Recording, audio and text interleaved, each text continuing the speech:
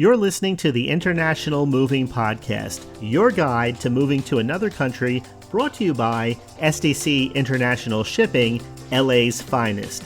An international move is exciting. It's a time to start over, establish a new business maybe, reestablish family ties, or retire where your budget will do more for you. Please enjoy today's episode, and if you have any questions about your international move, give us a call at 888-779-3962. That's 888-779-3962. All right, welcome back, everyone. This is Jim for SDC International Shipping. Thanks for joining me for today's podcast episode. Today we're talking about navigating the U.S. job market, and specifically we're focusing on how to do this if you're a UK expat.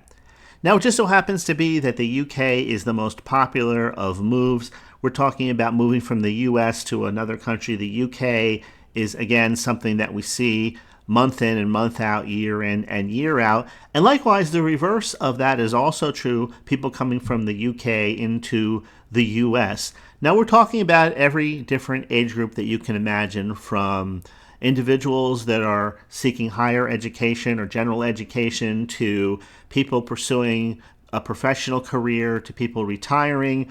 A lot of times we'll see one spouse is from one country or the other, which means that some of their family is in one country or the other, and they may spend certain periods of time living in one or the other countries depending on circumstances. I know people that have moved back to the UK for a period of time for different reasons, to pursue career opportunities that weren't available here, and having a spouse in the UK made that transition much easier, to people moving back maybe to the US from the UK to take care of elderly parents or to spend more time with family. And so that's the nice thing about having all of the systems in place for international moves like we have today. It's a smoother process than it's ever been before. But today I want to talk a little bit about the U.S. job market, because that's an important part of life in any country, and the U.S., of course, is no exception. You want to make sure that you're generating the kind of income where you can live comfortably. And now today, the economy is a pretty big story. I'm making this recording, and we're at a point here in the United States where we're in election season, and coming up in November, we'll have a new president in office. And one of the main topics that comes up around this time every election season is the economy. And when I look back over the economies over the years, I have to say that oftentimes, I live the converse or the opposite of what a lot of my friends were experiencing. In other words, I was doing poorly in times when they were doing well, and then the reverse was also true. And so, we can't just look at the economy and make any kind of assumption, even if we're hearing in the newspaper that everything is great and these sectors are booming and growing, or we're hearing the exact opposite. We're on the brink of a depression and the stock market has lost money and all of these bad things are happening. If you've lived long enough, you know that sometimes what life is for you in your individual experience comes down to what type of employment that you have at the time, the strength of your business or the company that you're connected with, or the network of people that you're connected with. Also, a lot depends upon your age.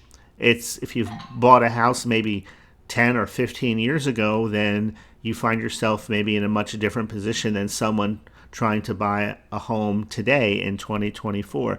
And so there's just so many factors that go into it that it's hard to make a general statement and say, well, the economy is great or the economy is terrible. Because depending where you are, and it's no different than it is here in the United States, certain areas have greater levels of prosperity and better job opportunities than other areas do. So if we look at with all of that in mind, if we look at the U.S. job market, we see that it varies significantly from state to state and from city to city. We can look at places like New York City, Los Angeles, San Francisco, and these areas have historically been known for their strength in the areas of finance, entertainment, and technology. Likewise, we can look at other big cities like Houston, Chicago. These areas offer plenty of opportunities in the energy sector, healthcare, and manufacturing. So understanding that there are regional differences is very important when it comes to searching out the job or the opportunities or even the business that's going to be right for you. Currently, sectors such as technology, healthcare, renewable energy, and e-commerce are booming in many areas across the U.S. Now, I know that if you go on YouTube and you're into technology like I am, some people will say that certain professions are dead. And what they basically mean by that is they're at a point in their careers where they're finding it hard to make the same type of profit margins as they did in the past. Maybe that the prospecting is beginning to dry up, they're getting less leads and all of that. And that's true, but that doesn't cover the entire technology sector. There are other areas that are prosperous, and yet some of the more prosperous areas may not be as well known. Maybe a better way to say it would be certain industries aren't interested in gaining publicity because they don't want to invite any more competition into the area than is already there. And so maybe you can understand it when you look at it from that way, but there are traditional ways that you can go about searching for a job in whatever type of category that you're looking for: healthcare, technology, etc., manufacturing. And for example, you can look at an online job portal. There are websites like Indeed, Glassdoor, LinkedIn, and I always looked at these websites. I've never used them personally, but that's because I'm more in the entrepreneurial space. But when I consider the people that I know who have used them, they have definitely secured very good, well-paying jobs through making connections in LinkedIn and Indeed. Glassdoor I'm not personally familiar with, but Indeed and LinkedIn are very popular, very well-known tools. And so there's many job listings there across many industries and regions, and you can apply for them directly. And they'll also give you valuable insights into things like a company culture, salary expectations, and interview experiences, what they're like. So you have job portals that are there. Now, if you're extra industrious, you can also invest time in networking. I believe that if you have a professional network, that will give you advantages that you will not secure any other way. I know a lot of times company or corporate structures, or even loosely built networks in any town or city, they usually have more of a gatekeeping type of approach to who they allow in and who they don't, based on need, experience. With certain groups, you have to have a referral. And if you look back, those of you maybe who've been working for a while, you remember that there was a time when you didn't know anyone, someone took a chance on you, gave you a referral, and then from that moment forward, you had to prove yourself, and then you began to network with other people, maybe around your age, like back when you were in your 20s, come up through the ranks together. It's really no different today. I know that younger people say that they have a more difficult time in making these types of moves a reality in their individual experiences. And a lot of the older people, like their parents' generation, they do empathize with them, knowing that if they were 20 years old again, they wouldn't be able to take maybe $200 or $300 and bootstrap their way into building a new business, because everything costs significant greater amount of money to do today than it has in the past. But yet the principles are still there. A lot of companies, I know that the bottom line is the bottom line, and they will lose good workers in order to present the kind of number that their shareholders are interested in. But we're just looking at corporate America when we're looking at that approach. You also have to realize that the United States is the home to the entrepreneurial spirit, I guess you might say. My great-grandfather had his own business, as did my grandfather, my father, and myself. And the people that I work with, I look at them as like partners. We're all in this together. And so based on your professional experience, based on your skill set, you can carve out a place for yourself regardless of your age. Because whether you're in your 20s or your 60s or even older, every business owner, every person in a place of managerial responsibility is looking for individuals that are skilled, people that they can rely on, people that work well with others. And so from that perspective, the age is just a number if you're able to have the opportunity to prove that you can get the job done. And once you build that connection, then you can build other connections on that connection. So we may not be talking about overnight riches, coming to America and getting rich overnight, although it happens. You might see things online talking about get rich starting a blog or get rich starting a YouTube channel. And not to put a damper on it, all those things can happen, but you can't really plan for overnight success. That's a bad plan. Usually success comes in stages, and that's not to say that you have to be broke if you're in the beginning stage. I'm just saying that you may not hit a certain number in your first year, for example, if you're starting a new business. But networking is big. A lot of people are in professional networks for a portion of their career, and then they break off from that and they go into business for themselves at a later point in time. In their 30s, 40s, 50s, 60s, or even beyond that, they are able to take all of that experience and the people that they met over the years and build a business from the ground up in a shorter space of time. There's also recruitment agencies. I know someone who was a recruiter / headhunter, and that was his job, to go out there and find people that fit a certain criteria to fill a position in a company, a specialty role, if you will. And recruitment agencies specialize in matching candidates with very, very specific job roles.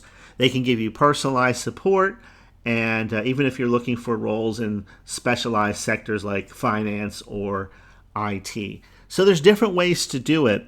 One of the most creative ways that I saw was, instead of putting, let's say, a resume in like everybody else does, just submitting it and hoping someone finds you, you can take an extra step and be a little bit creative with it. So for example, if you have a decent computer, a decent webcam, you can create a personalized video in which you introduce yourself and you show someone your skills visibly. It could be using screen captures or screen recordings, or just what they call a talking head video, where you're looking into the camera and talking a little bit about what you do and how you believe you'll be an asset to their company, thanking someone for their time. It doesn't have to be long, it can be very short. And the nice thing about these recordings, if you make a mistake, you go back and you hit the record button again.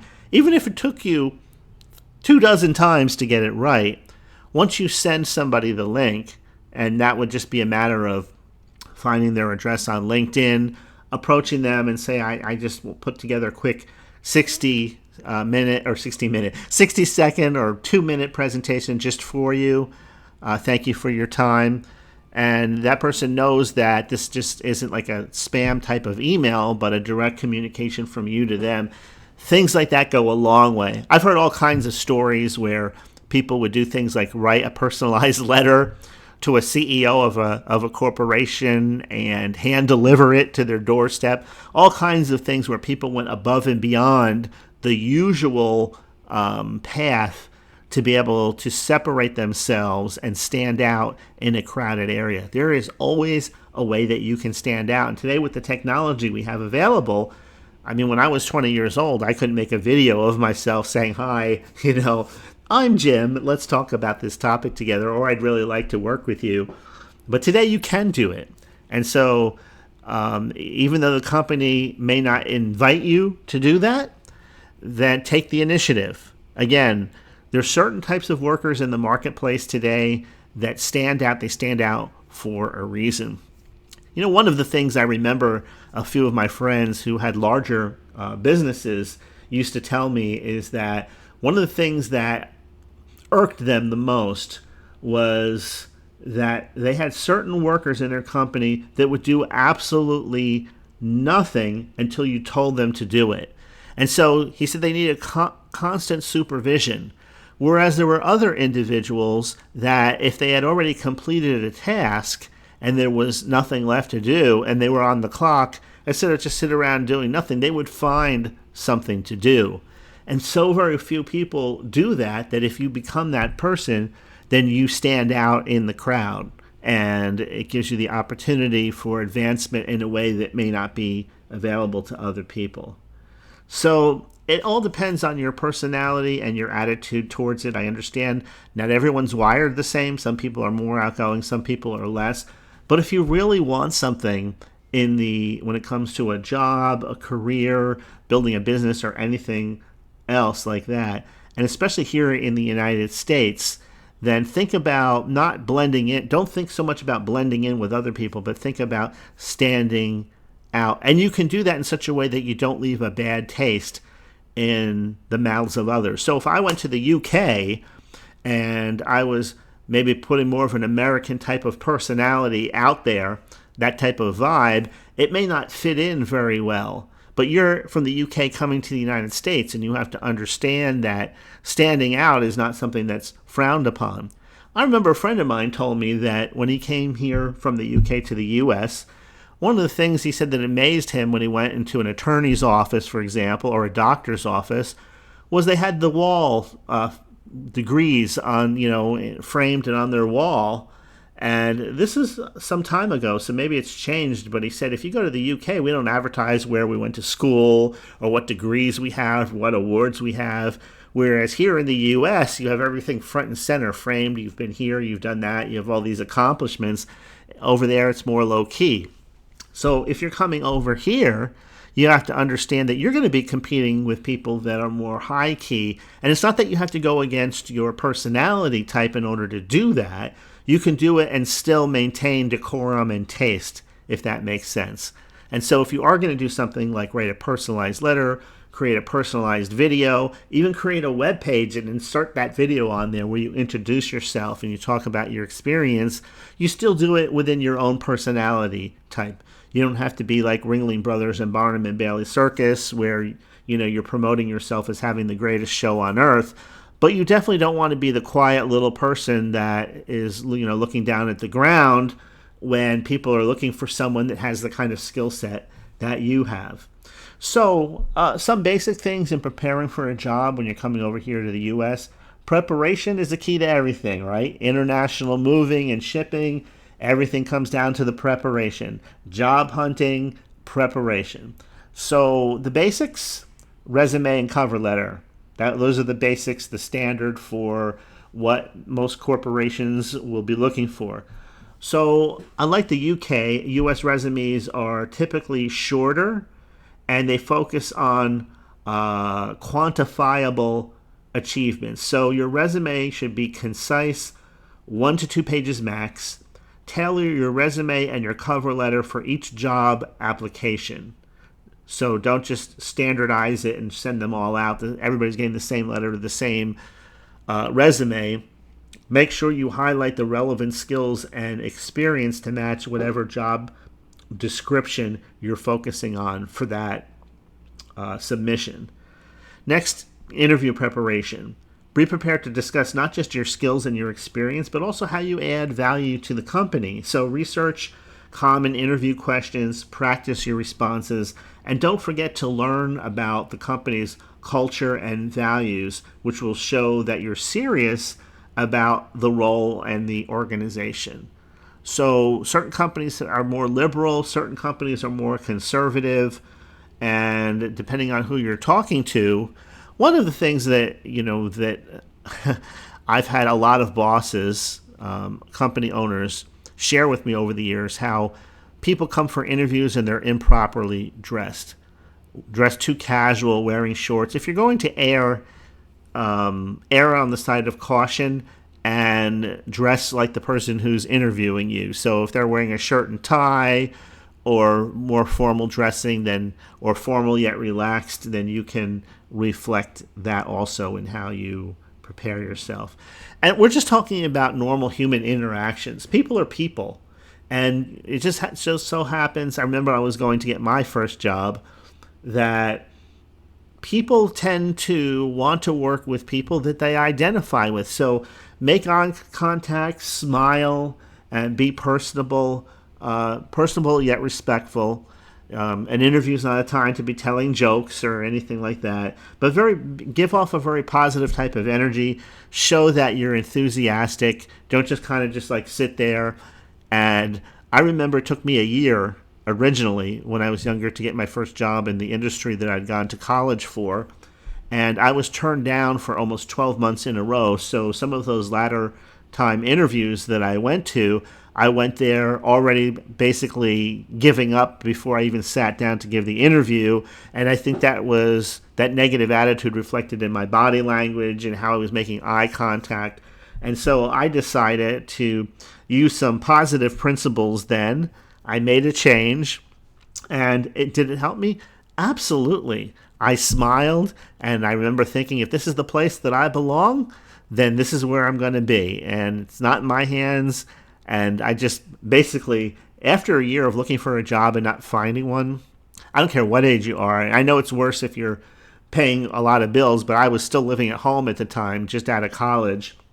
And I had just said, I don't know what else to do than pray. God, help me find a job and find it soon, because people were asking, is it something that you're doing in the interviews? You're not presenting yourself properly. You must be doing something wrong. It's been an entire year. So now that's kind of commonplace today, I hear. But still, the principles that were true then are still true today. So at that time, I just decided that I was going to have a faith-based approach to getting a job. I was positive. I said, I'm here to be a part of your team. I'm here to get the job done. And once my attitude changed, everything else changed, caught up with it around, and I began to connect with more employers, and I finally landed the job that I was looking for. But all that is a long story to go back to you. You have to determine how you're going to come across. And even if you're not that person yet, I hate to say fake it till you make it, but you may have to do exactly that. All right, understand the U.S. work culture. Adapting to a new work culture can be one of the biggest challenges for UK expats. In the U.S., workplaces often emphasize individual achievements, productivity, and results-driven approach. Here in the U.S., it's all about results. People are willing to pay you more if you can get results. Now, no matter what we're talking about, we can look at this from a twofold angle. Some of it is in your control, some of it isn't. Things like timing, sometimes we have a little control over these things, sometimes we don't. It's kind of like having to hit a sales quota when the market is down. You can give up, or you can say, you know what, I'm going to, instead of just determining the market's down, therefore I'm going to have this experience, I'm going to change my attitude, and I'm going to believe that I can make sales even in a downward cycle. And because the truth is this, these cycles come and go. And if you live long enough, you'll go through ups and downs several times over. That's just the experience of life here living in this world. And it's really kind of the same in the workplace. Now, communication here in the U.S. is more direct compared to the U.K. And depending on where you live in the country, like if you live in the Northeast, anywhere in the Northeast, I would say above, let's say, Virginia, people are very direct. Even to the point of being rude, and that may come across as a little bit of a culture shock to you, but they don't mean to be rude, but that's just how they are. It's just the culture of the area. You never have to wonder what people are thinking. You don't have to wonder who likes you and who doesn't. Now, when you come to the South, the old Southern hospitality type of spirit is still present, and so sometimes people will be polite even if they don't care for you, and you just have to recognize that, it's just that human interaction thing. It's the same in the UK in that degree. You're still working with people. It's the same here in the United States. You just have to realize that here in the US, people will be a little more outward about how they really think and feel. So modesty and understatement is probably the rule of the day in the UK, whereas US employers often appreciate things like self-promotion, assertiveness. So understanding these little cultural nuances will help you to integrate a little easier and succeed in your new environment. Maybe if I was in the UK, I'd be asking for permission more than not, where here in the US, you just take the permission, and if you've done something wrong, you apologize. But oftentimes here in the US, a US manager or boss will appreciate the fact that you did something without having to be told, and that will weigh heavily into your ability to advance wherever it is that you happen to be working. And I'm not just talking about big companies, I'm also talking about if you're working for maybe one or two other individuals, or you're working for someone's family business. Legal considerations, we have to talk about that. Moving to the U.S. for work, you have to understand the legalities. There are work visas, and you'll need a work visa to legally work in the U.S. The most common visas are the H-1B for specialty occupations, the L-1 for intra-company transfers, and the E-2 for investors. And these visas often require sponsorship from a U.S. employer, so it's important to discuss this early in the job search process. Employment laws. You have to familiarize yourself with U.S. employment laws. For example, the Fair Labor Standard Act, which is the FLSA, regulates things like minimum wage and overtime, whereas the Family Medical Leave Act allows for your job to be protected when you leave for family reasons, that your child is born, or medical reasons. So knowing that you have these rights will ensure that you're treated fairly in your new workplace. So you can just look up employment laws in the U.S. What are the basic employment laws?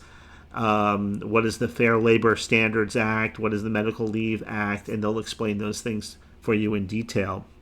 Now, let's talk about the transition. We're almost at 20 minutes, or we're just past it. Embrace a new culture. I guess that's about as straightforward as I can put it. And be prepared to learn from new experiences. Being able to adapt is the key. So I don't want it to seem like this is going to be something difficult or overly stressful to do. I'm just talking about in general, you have to be ready to adapt today. And it doesn't matter where you live. Industry-wise, things are changing all the time. And so whether we're talking about adapting to a new culture or adapting to a new workplace environment, this is just part of the work world and life in 2024 and beyond. The great thing is there is more support available today to workers and individuals than any other time in history. So don't hesitate to reach out. There's professional services, there are relocation specialists, legal advisors. There are people available to help you navigating the complexities of moving and working abroad. There's also groups that you can join on Facebook, on LinkedIn to discuss certain challenges or way of doing or seeing things. And so if you need that anchor back to the UK, it's there. And depending on where you live, I mean, there's like a 5-hour difference, I think, if you're living on the East Coast of the United States. But just remember that you don't have to go it alone. You don't have to grind it out alone. And you can enjoy also a work-life balance. So things like establishing that healthy work-life balance is something that for years people never really talked about here in the United States. They just worked until they could work no more, and that was it. And so today, whether we're talking about people on a managerial level or an executive level, people understand these things better today than they did in the past. And so just take advantage of some of those services that are available whenever you need them. So I think that just about does it. There's so much information that I could pack into this, both textbook information and personal experience information, but I think that'll do it. I think that gives you a good snapshot of what to look for, what to think about. And of course, as always, if you're planning a move to the United States and you need that assistance from legal advice to shipping and moving advice, SDC International Shipping is here to help. We can help you with everything from customs to the actual shipping, understanding what can be brought over and what can't, the different options that are available, if you need to move things right away, if you need some storage available for a certain amount of time before your home is ready. We can help and guide you through all of those issues and answer all of those questions for you. If you want a free quote, visit our website at www.sdcinternationalshipping.com. If you want to make it a little easier, you can just call us direct and talk to someone immediately, 877-339-0267. Just tell them that you visited the website or you listened to the podcast and you want some more information about an upcoming international move, and they'll be happy to help you out. So that's it for today's episode. Thank you so much for listening. Share it with a friend, share it online, email, wherever you happen to be. We really appreciate it. It helps us reach a new and growing audience of people. And I think that'll do it for today. All right. This is Jim. Thanks for listening, and I will see you next week. We hope you enjoyed today's episode. Thanks for listening. Whether you're relocating within the country or moving to the other side of the world, we're here to help from start to finish. Connect with us today at 888-779-3962. That's 888-779-3962.